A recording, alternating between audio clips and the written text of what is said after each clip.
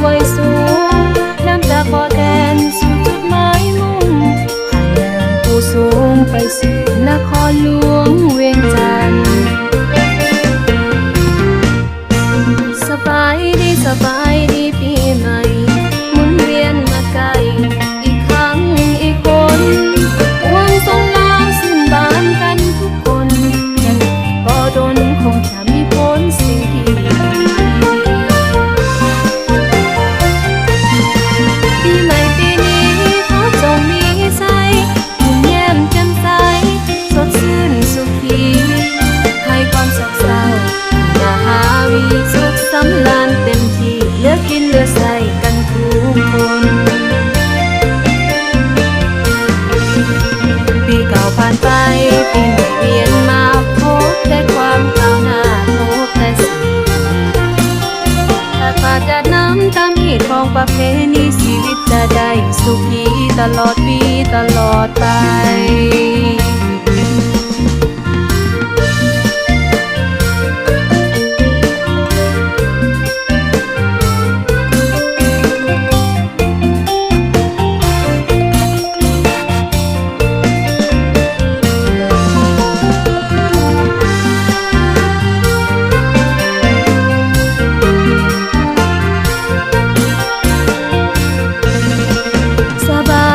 สบายดีปีใหม่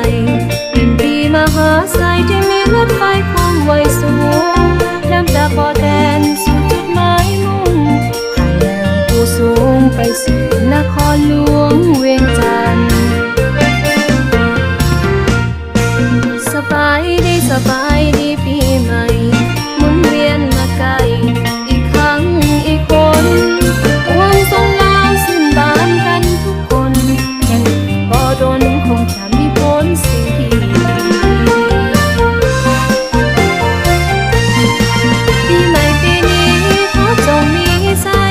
ยิ้มแย้มแจ่มใสสดชื่นสุขีให้ความโศกเศร้าอย่าหาวิสุขสำราญเต็มที่เหลือกินเหลือใส่กันทุกคน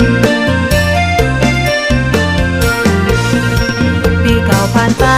ปีใหม่เวียนมาพบแต่ความก้าวหน้าพบแต่สิ่ง